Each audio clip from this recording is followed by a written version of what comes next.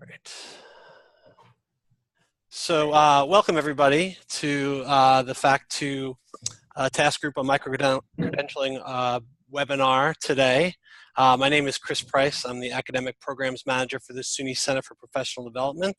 I am also one of the members of the task group, and I'm chairing the subcommittee that has been putting this webinar series together. I'm actually going to put in the chat shortly a link to a Google Doc that has the schedule for the webinar series, and also with all the links to the recordings for the webinar. So we're recording this now, and after this is all done, I'll put the link to this recording on that document. So you can access it there for later.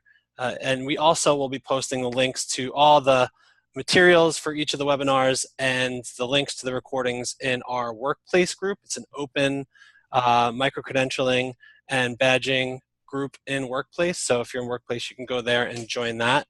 I will be, our presenters will be coming in a couple minutes, but first we're going to have Cindy Proctor from System Administration in the Provost Office just take a couple minutes to talk about the recent work that was done by the Microcredentialing Task Force and what is available now on a website that you all can access, that System Administration has put up with lots of information about microcredentialing. So take it away, Cindy. Thanks so much, Chris. Good afternoon, everyone. Just very quickly, I wanted to recognize and thank the members of the SUNY Microcredentialing Task Force, which includes Sue Deer from Rockland, who's going to be one of our presenters today, and wanted to make sure that everyone was aware that the task force did issue a final report that was really informed by the feedback that we received from campuses based on the draft that we had circulated. And so if you have read the draft report, well, you need to go back and read the final, okay? We really took your feedback to heart, and we addressed a number of issues. We streamlined the definition of SUNY microcredentials, really focusing on what we wanted to make sure that everyone highlighted when they developed microcredentials. We added more examples throughout the report. We answered some of your questions. We added a new section on campus and community engagement. Chris, can we go to the next slide? We were really pleased with the final report, and we shared it with the SUNY trustees in their January 2018 meeting, and they were very, very pleased. And they unanimously adopted a resolution endorsing the task force definition of microcredentials, the taxonomy of terms, our guiding principles and recommendations. And importantly, they charged system administration with helping campuses implement. So the provost will be announcing this week, she's issuing formal invitations to 4 implementation working groups to look at refining existing SUNY policies, provide additional guidance around financial aid, provide additional resources to faculty in developing microcredentials, examining how we're going to collect data and report on microcredentials so that we can better tell our story. And we're also going to look at transferability and portability. How do we want students to be able to use their microcredentials? And we also have a charge. We're going to be doing some additional training and provide information resources on business and industry engagement. And the last slide, Chris. And so all of this is highlighted at a new web page that we created. It's got one of those horrible long addresses with hyphens and everything, which I don't like. But if you Google now SUNY microcredentials, this page pops up, so you have a shortcut to it. And it does have the final report. It has the SUNY trustees policy, it has a highlights document, and important information on information sessions. We're going to be building this website as an ongoing resource for campuses. Also, just below the web address is my email address. I'm available if you have any questions about the policy, if you need some additional information or want someone to come and talk to your campus about microcredentials. And also if you just want to share with me what you're doing, because we're really interested to know how campuses are reacting to the policy and how they're going to get started, or how they've already been working on this. So thank you.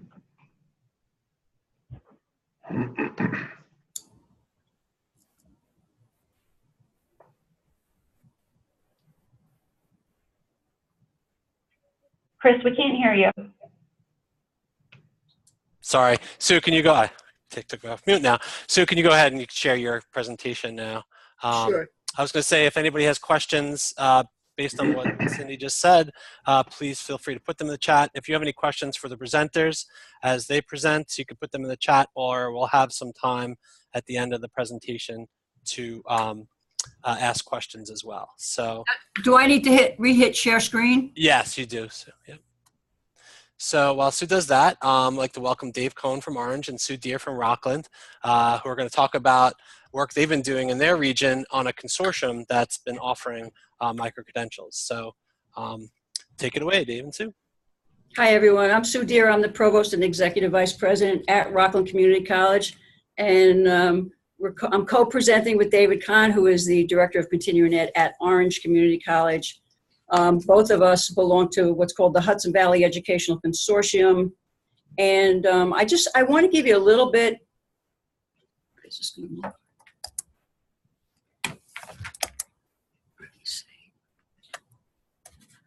All right, I'm just trying to get this to move that way.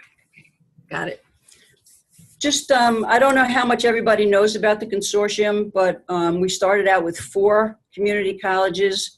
We now have added Dutchess and Westchester, and I always make the comment that we own the Hudson Valley because of the fact that we have all 6 community colleges in the lower Hudson Valley. The consortium, I think, was ahead of its time, sort of evolving in 2005-06 after 9/11, and really looking at emergency management after 9/11 and domestic preparedness. But the reason I'm mentioning this is because we want to carry over something, and one of the unique properties of the consortium to micro-credentialing. And that is that we've pushed for several years through state ed to offer, for example, if Ulster Community College offered emergency management, they would offer the major courses through video conferencing or online, but all the other members who chose to do so could offer the degree. And we did receive a little resistance, but we eventually got there. So now we have 4 or 5 programs that are offered through one member institution, and if it's registered by the other institutions, can offer the degree. And so, for example, though, the 2 things that are important here, I think, is the fact that, you know, if we don't have emergency management, but Ulster does, we still have the opportunity to offer that to our students. But most importantly, and David and I are going to touch on this a little bit later, what I want you to get from this is the fact that we just don't unilaterally make the decision.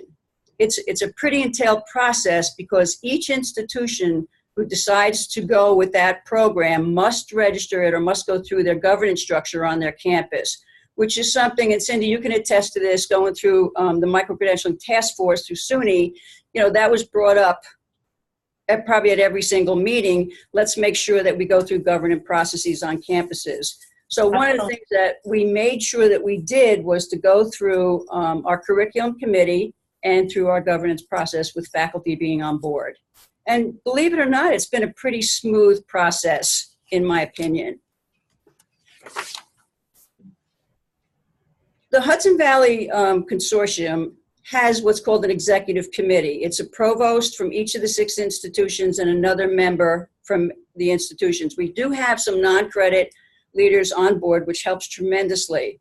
But the executive committee, as a result of the SUNY micro-credentialing task force, decided that we needed to get really involved. So we formed a task force, the Hudson Valley Educational Consortium Micro-Credentialing Task Force.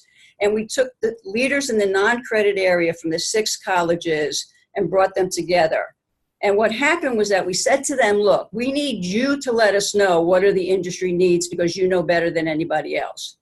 We first looked at non-credit to credit, but it has morphed into 3 different areas: credit to a credential, non-credit to credit, and a non-credit credential in general. So the committee has had, and I'll let Dave speak a little bit to this, has had 2 meetings, both Dave and everybody on the committee actually agreed that the committee did excellent work, and you'll see a little bit later what the work is that they did.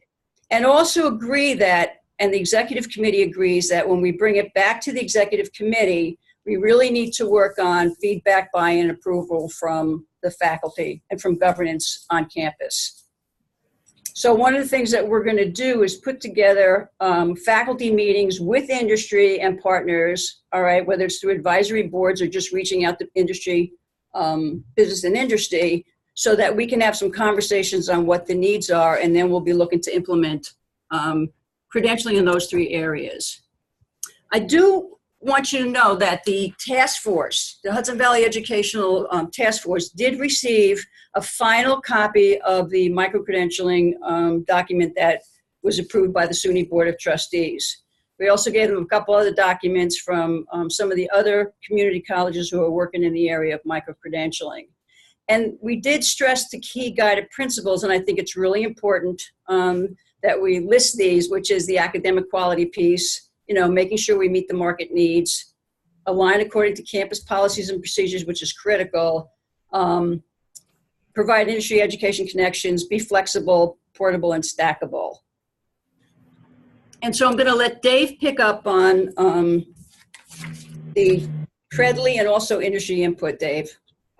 Great, thanks, Sue. I'm Dave Kahn, Director of Continuing and Professional Education here at Orange County Community College. And we met a couple of times, the task force met a couple of times to discuss what was in the task force report. There were also members of the Fact 2 task group that we were lucky to have representation. So I'm on that, as well as Ginny Stoffel from Dutchess.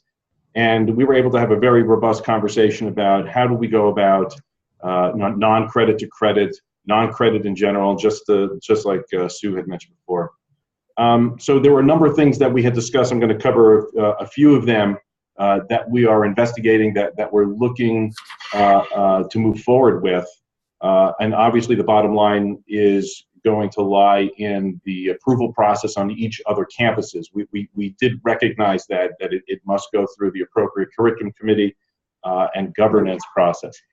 However, just to get things rolling, we discussed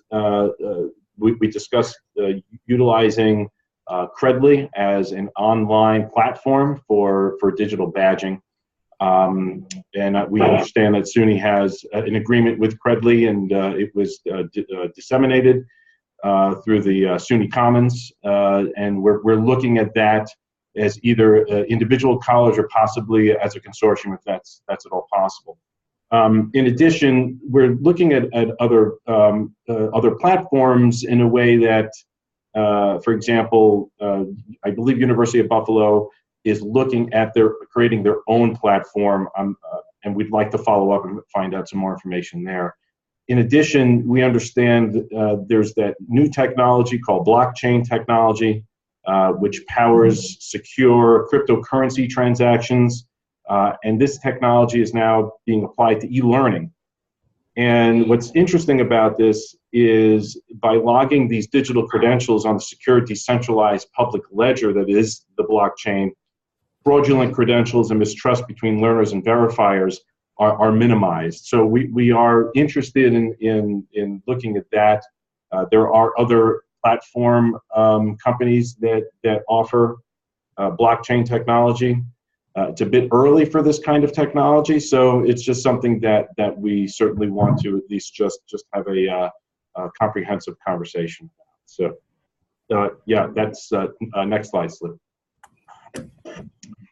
We also we had a lot of discussion regarding industry input, knowing that continuing education, workforce development areas of each of the colleges, that's what we do. We work with businesses on a daily basis. We provide training that is specific to their needs.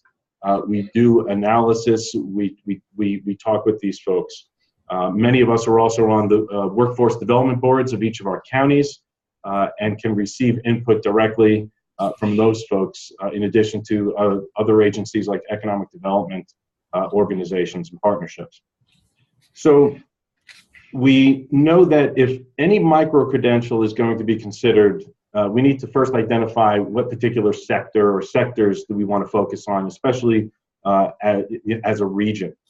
And we need to involve, obviously, representatives from industry.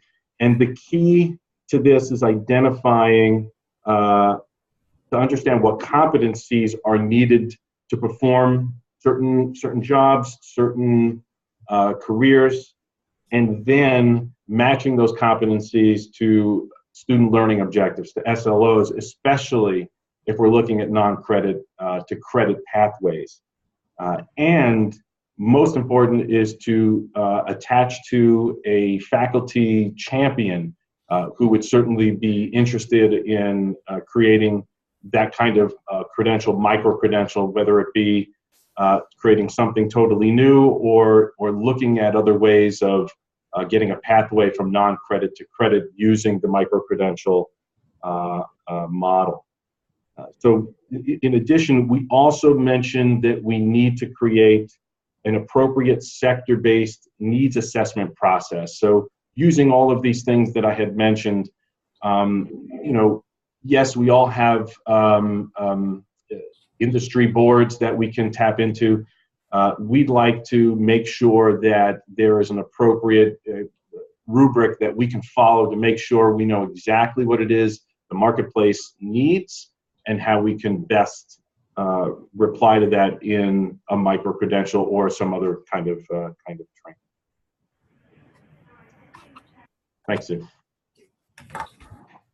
I was going to eliminate this slide, but I couldn't. It looks like a really cool slide, and I had to keep it in here. But I think what it shows is the fact that, we're looking to collaborate with departments and faculty governments, and governance and administrative processes so that we make sure that we stay transparent and we keep open the lines of communication.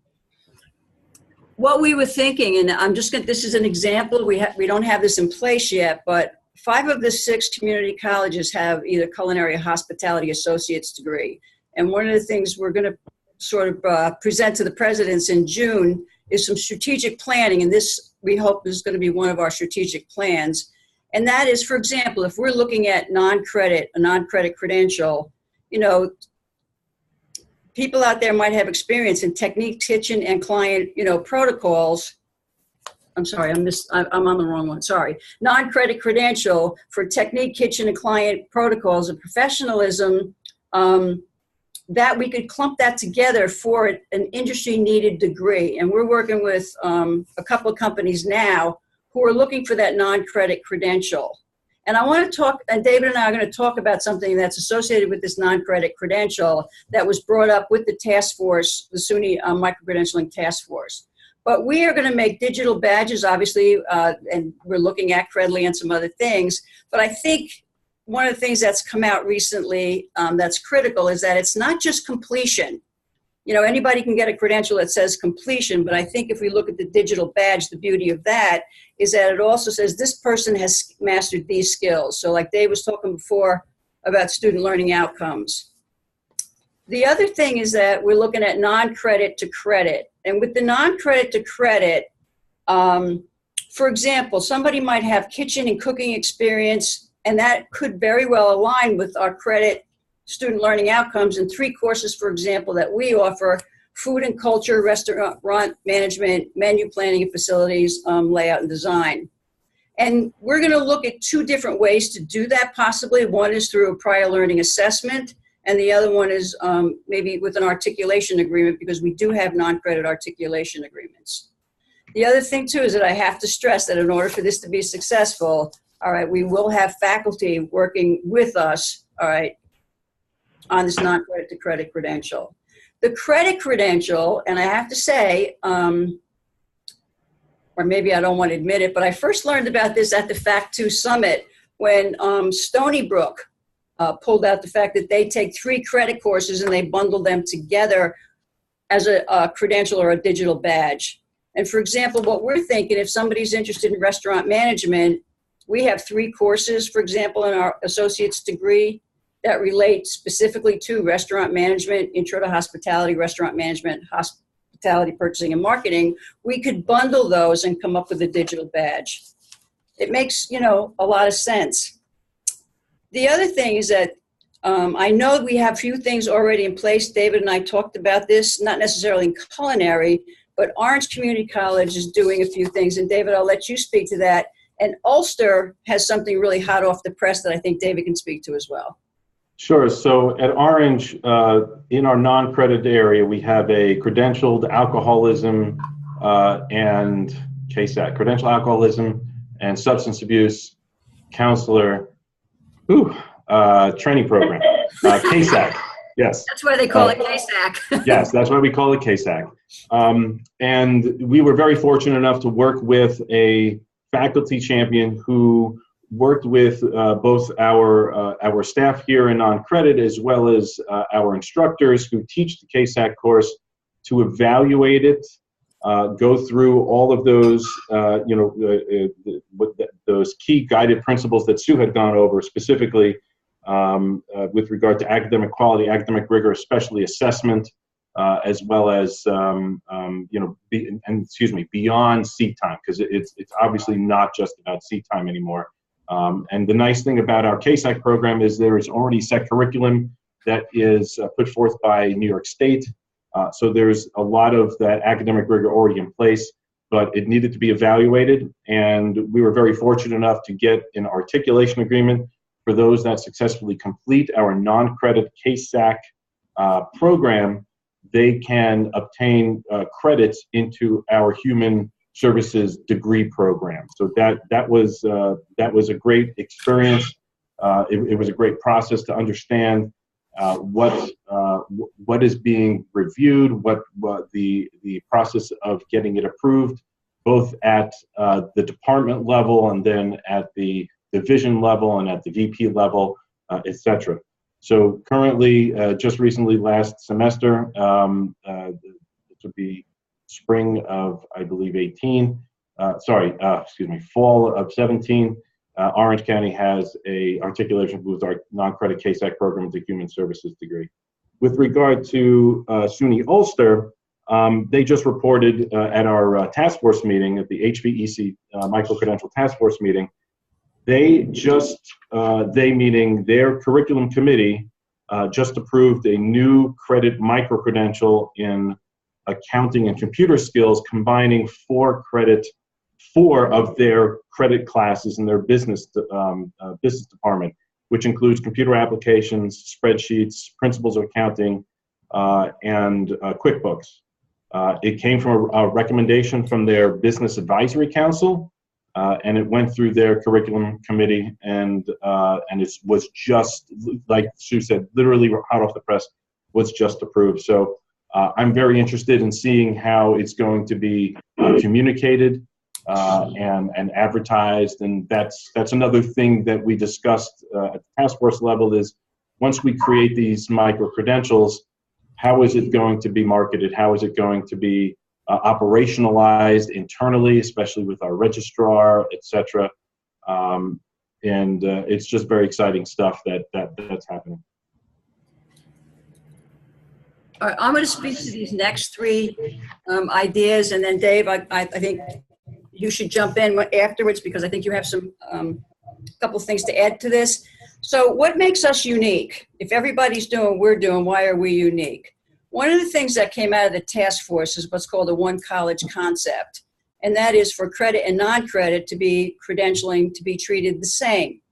And this was very interesting to me, and Dave and I talked about this because not that I felt that non-credit credential was an outlier, but I think there were concerns across the campuses that, anybody can come up with this non-credit credential. What's the credibility of it? And if we're endorsing it as institutions or as an institution, shouldn't it have that credibility? And I think the one college concept addresses that, where even a non-credit credential needs to go through some form of governance. And even if it's to create, a new form of governance, we have faculty governance, but we also have administrative governance body on campus.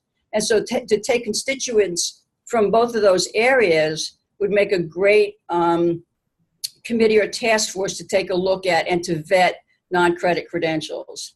At first I thought, well, a couple years ago, Cindy, when we first started the task force, I was like, listen, let non-credit be non-credit. And I've totally done a turnabout because I really feel now it makes so much sense, especially since an institution is endorsing the credential. We need to make sure that we just don't have these fly-by-night credentials that are just have no substance to them. So I think this is a great way to go. The other thing, and Dave brought this up, I wish it was my idea, it should have been, but it wasn't, and that is the Hudson Valley Educational Consortium regional credentialing offered by the 6-member institutions, very similar to the way that we do it with the credit. And I think that could be a very huge step as we move forward. The other thing too is that Rockland Community College did receive performance improvement funding to include the Hudson Valley Educational Consortium in a micro-credentialing endeavor, which we're doing, and we're using, we're working with Empire State College as a 4-year college partner. And I spoke to Nan Travers about that. I will get back to her, but I've been waiting for the task force to come up with the information that they have over the last 2 meetings, and they've done an outstanding job. So these are the 3 areas we're going to concentrate on. I like the top 2. I think they make it unique. You want to add to that, Dave? Yeah, I think the regional credentialing is very interesting because we can agree on a set of competencies, a set of requirements, and share throughout all of our member colleges. And the other positive thing that it does, it also goes along with the New York State Regional Economic Development Council's need for a regional approach to, in this case, workforce development and education. So creating that regional credential is certainly very, very interesting. And I do want to mention one thing about guided pathways that Sue, I believe Rockland is also one of the few SUNY community colleges who are looking into the guided pathways model. There's been more and more communication, some discussion here on campus with regard to the second pillar of guided pathways is getting on the path with regard to micro-credentials and credentialing and certificates. So this is, it's nice timing. It's very nice timing to have the task force report, all this discussion about micro-credentialing, and then couple that with guided pathways. I think it's a nice marriage that as more discussion goes on and how we go about implementing certain things, we now have a very robust amount of information, not only with guided pathways, but with micro-credentialing as well. So yeah, it's very good timing. And what's interesting with that, Dave, the fact that we look at career counseling, career opportunities the last semester that a student is with us. Right. And the premise behind guided pathways is that it's too late. You should start their first semester when they first get here. So again, you're right. It just aligns perfectly with that whole guided pathways approach. Right. Right. So with 2 minutes to spare, are there any questions? I don't see any in the chat, but does anybody want to jump in with a question on audio?